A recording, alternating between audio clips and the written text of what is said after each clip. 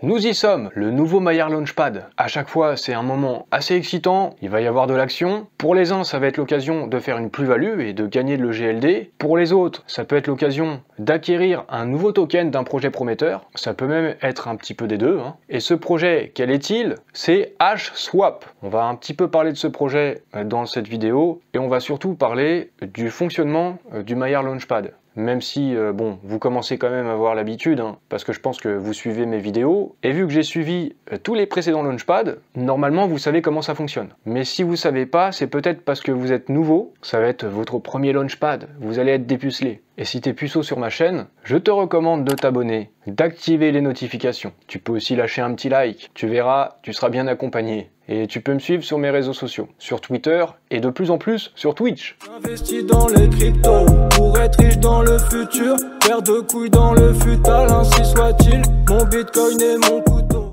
Ça a été annoncé par Benjamin Minkou, le prochain projet du Maillard Launchpad, c'est HSwap. Le compte Twitter de HSwap a réagi tout de suite en disant qu'ils étaient fiers de pouvoir être lancés sur le Maillard Launchpad, qu'ils ont hâte de contribuer à la vision d'Elrond. L'intégration du prochain milliard d'utilisateurs, ça résonne avec leur propre vision. Donc un projet qui a de l'ambition. Et si c'est HSwap, eh ben c'est pas Atom Protocol du coup qui va être lancé sur le Maillard Launchpad comme j'avais pu le supposer. Et ces deux projets concernent la finance décentralisée, Atom Protocol plus précisément le lending. C'est pas pour autant que Atom Protocol ne sera pas lancé sur le Maillard Launchpad, mais en tout cas pas ce coup-ci. Mais il y a quand même des chances que ce soit lancé sur le Maillard Launchpad parce que déjà c'est écrit dans leur white paper. Je leur ai posé la question, ils m'ont dit que c'était leur priorité d'être lancé sur le Maillard Launchpad. Et également en août, le 8 août, ils ont fait un trade en disant qu'ils tenaient à remercier toute la communauté et l'équipe d'Elrond pour son soutien massif et son engagement envers leur projet. Ils n'auraient pas pu rêver meilleur partenaire que Elrond.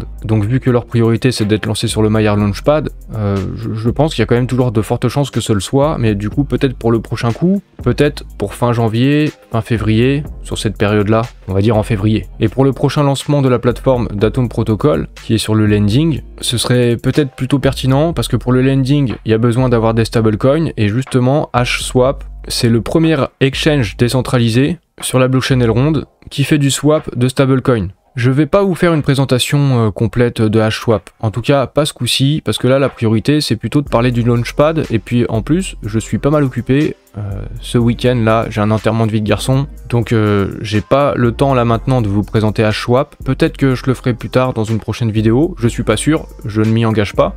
Par contre, je peux vous montrer comment faire vos recherches vous-même. Bon alors là c'est très simple, vous cliquez ici sur leur compte Twitter, je vous le mettrai le compte Twitter dans la description, et là vous avez plein de choses à regarder. Déjà vous pouvez vous rendre sur la home page, vous êtes ici, et puis ensuite vous lancez l'application, et vous êtes du coup comme ça sur le DEX. Et là on voit des stablecoins, logique, c'est la vocation de ce projet, USDC, USDT, et aussi on peut se douter que le BUSD devrait peut-être faire son apparition à un moment donné, le stablecoin de Binance, puisque Binance est partenaire d'Elrond. Et puis aussi, il y a un bridge avec la Binance Smart Chain aussi. Je vous avais déjà un petit peu parlé de HSwap, mais il y a très longtemps.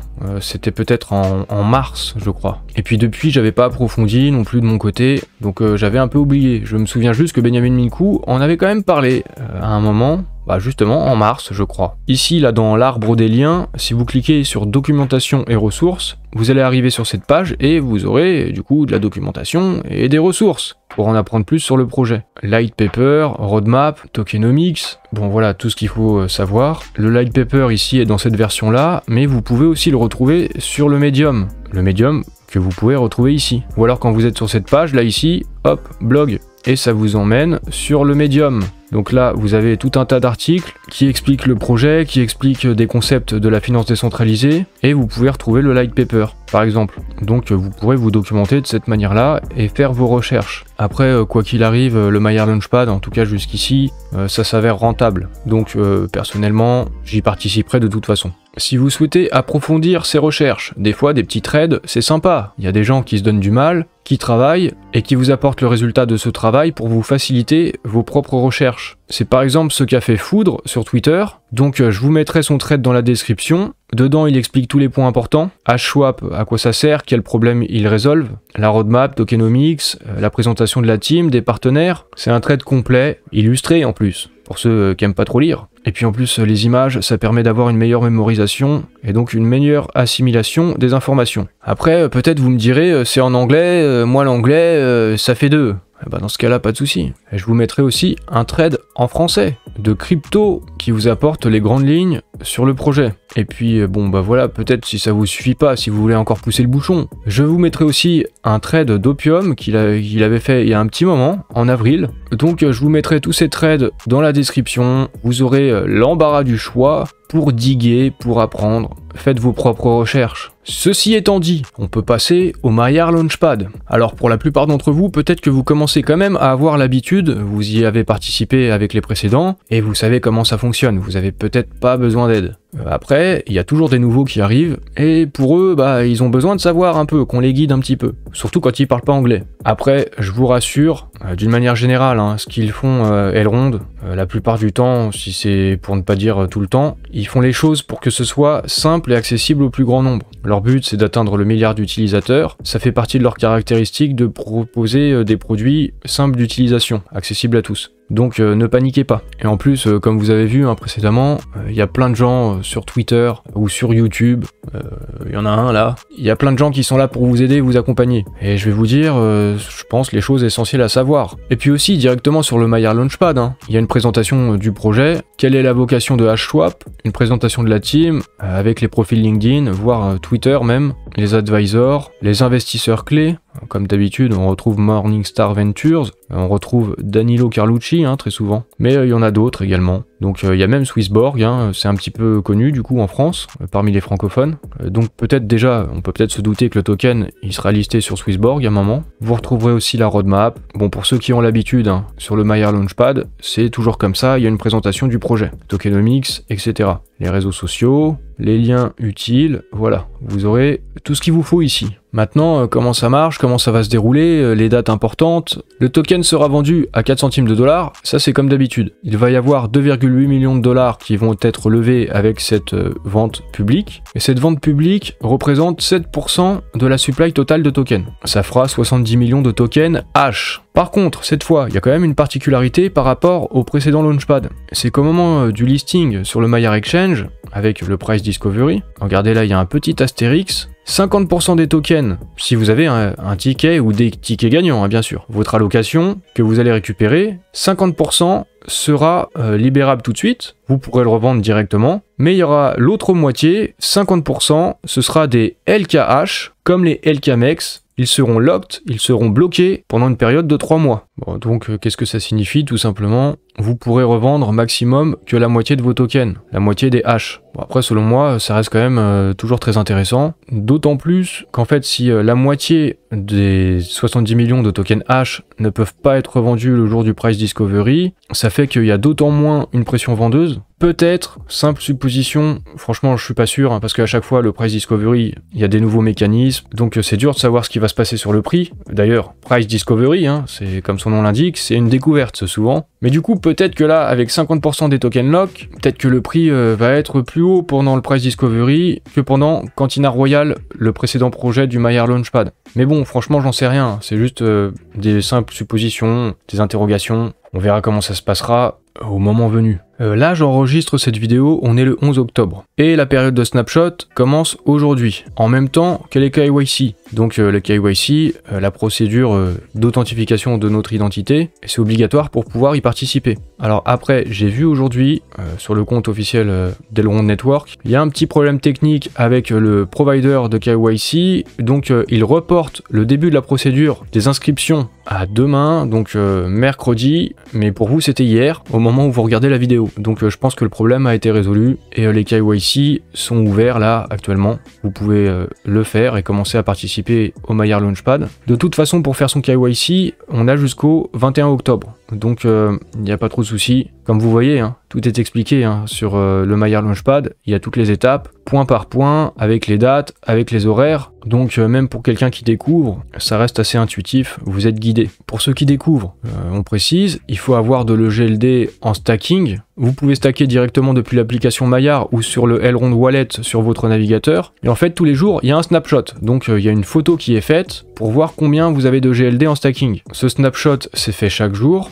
jusqu'au 21 octobre et ils feront une moyenne pour savoir dans quel tiers vous êtes. Donc, voici les tiers, la répartition. À partir de 1 EGLD, on est éligible et on peut acheter 4 tickets. Le prix d'un ticket, ça fait 50 $. On pourra payer en EGLD, donc en fonction du prix de l'EGLD ce jour-là, il faudra une certaine quantité. Bon, actuellement, ça fait quoi? Ça fait 56 $, je crois, quelque chose comme ça pour 1 EGLD. Donc il faut un peu moins de 1 EGLD pour un ticket. À partir de 5 EGLD, vous avez le droit à 8 tickets. 25 EGLD en stacking, 16 tickets. 100 EGLD, 32 tickets, et 500 EGLD ou plus, 64 tickets que vous pourrez acheter, dont forcément un qui sera garanti gagnant. Parce que bon, quand t'as autant de GLD, quand on achète autant des tickets, c'est quand même un peu normal que t'en aies quand même au moins un gagnant, sinon c'est dégueulasse quand même. Bon, la dernière fois, moi, avec 32 tickets, avec Cantina Royale, j'en avais eu que un seul de gagnant. Un peu dur. Mais bon, c'est la magie de la loterie, hein. Ça peut faire des heureux, ou des déçus. Ceci étant dit, l'achat des tickets de loterie se fera sur le 24 et 25 octobre. Faites bien attention aux horaires, ça commence à 16h UTC, donc il y a 2 heures de décalage avec la France, ça fait 18h pour nous. Et ça se terminera à 15h, donc à 17h en France, le 25 octobre. Et là, le jour même, le 25 octobre, on aura les résultats de la loterie. Généralement, c'était le lendemain, enfin en tout cas pour les précédents Launchpad. Vous pourrez claim les tickets gagnants, mais également les tickets non gagnants, votre EGLD sera remboursé, donc vous perdez rien en fait. Et le 26 octobre commencera le Prize Discovery, ça se passe pendant 3 jours, pour ceux qui connaissent vous commencez à avoir l'habitude, pour ceux qui connaissent pas, parce qu'il y en a toujours, ou qui veulent se rafraîchir la mémoire, je vous mettrai en description un trade que j'ai fait, parce que plutôt que de tout réexpliquer, autant vous montrer comment ça s'est passé pour le Prize Discovery, le premier pour le projet Item. Donc j'ai fait plusieurs vidéos, vous verrez ça, il y a les différents jours du Prize Discovery, le premier jour, le deuxième jour, le troisième jour, et même un bilan du Prize Discovery, comme ça ce sera complet, et vous pourrez voir ça comme si vous y étiez. Mais vous verrez, hein, encore une fois, le Prize Discovery c'est pas compliqué, tout est expliqué, même si quand on n'y a pas encore participé, ça peut impressionner, et on veut pas faire d'erreur, c'est normal. Par contre, pour pas faire d'erreur, un point important, je pense que c'est peut-être le point le plus important, c'est qu'il va bien falloir gérer vos EGLD, la répartition entre ceux qui sont stackés et ceux qui seront disponibles. Disponibles pour acheter les tickets. À chaque fois, on me repose la même question. Bon, je sais que ça va encore se passer ce coup-ci, hein, même si j'en parle dans cette vidéo. Mais non, les EGLD qui sont en stacking ne sont pas valables pour acheter les tickets de loterie. Évidemment, parce qu'ils ne seront pas disponibles en fait. Et pour déstacker, il y a une période de 9 jours. Donc même pour ne pas faire d'erreur, comptez comme s'il y avait 10 jours en fait. Et ça par contre, c'est vraiment important. Parce que là, il y a les snapshots qui ont commencé, ils vont faire une moyenne, des snapshots tous les jours, et pour voir dans quel tiers vous êtes éligible. Mais vu que ça prend 10 jours pour déstacker, si vous devez déstacker, vous devez le faire là maintenant, aujourd'hui, là quand vous regardez la vidéo, le jeudi ou le vendredi, parce que vous devrez acheter au pire le 25 octobre. Et vu qu'il y a 10 jours pour déstacker, il faut s'y prendre suffisamment tôt. Ou alors, il faudra acheter de l'EGLD à nouveau. Et aussi, bah voilà, faites bien vos calculs, regardez dans quel tiers vous êtes, là où vous êtes actuellement en fonction de vos EGLD qui sont en stacking. Regardez à combien de tickets vous pouvez prétendre. Posez-vous la question, est-ce que vous avez assez d'EGLD disponibles, suffisamment en stacking, ou est-ce que vous voulez passer au tiers suivant pour avoir plus de tickets? Bon, ça c'est à vous de voir, hein. C'est les cas particuliers, c'est en fonction de votre situation et de vos moyens.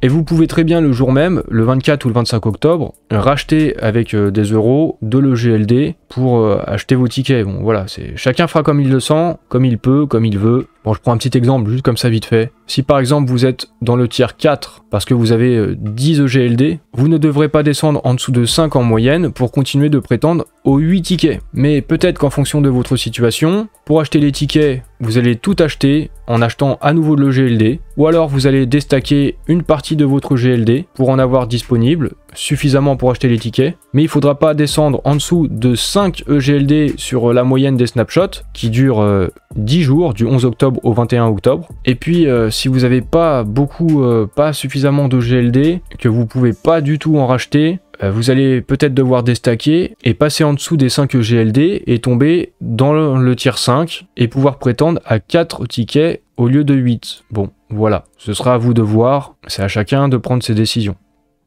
Bon, on commence à avoir l'habitude, on sait comment ça fonctionne le Maillard Launchpad. Et puis pour les nouveaux, c'est pas très compliqué, vous allez voir, vous allez vous en sortir. La seule vraie interrogation à chaque fois, c'est à quel point ça va être rentable. Jusqu'où va monter le prix du token H lors du Price Discovery? C'est ça la vraie question. Bon, en tout cas, je vais suivre tout ça. Le moment venu, je serai là. De toute façon, je vais y participer et on verra bien ce qui va se passer. Sûrement que je ferai une autre vidéo, soit avant le Price Discovery, soit après un bilan, je sais pas trop. Mais on va sûrement en reparler sur ma chaîne. Donc voilà, tu peux t'abonner si t'es nouveau. Si tu t'intéresses à l'écosystème Elrond, sur ma chaîne, il y a pas mal d'infos. Donc tu peux aussi activer les notifications. Si cette vidéo t'a été utile, tu peux la liker. Si tu veux me soutenir aussi, tu peux liker. Tu peux me suivre sur mes autres réseaux sociaux. Il y a les liens en description.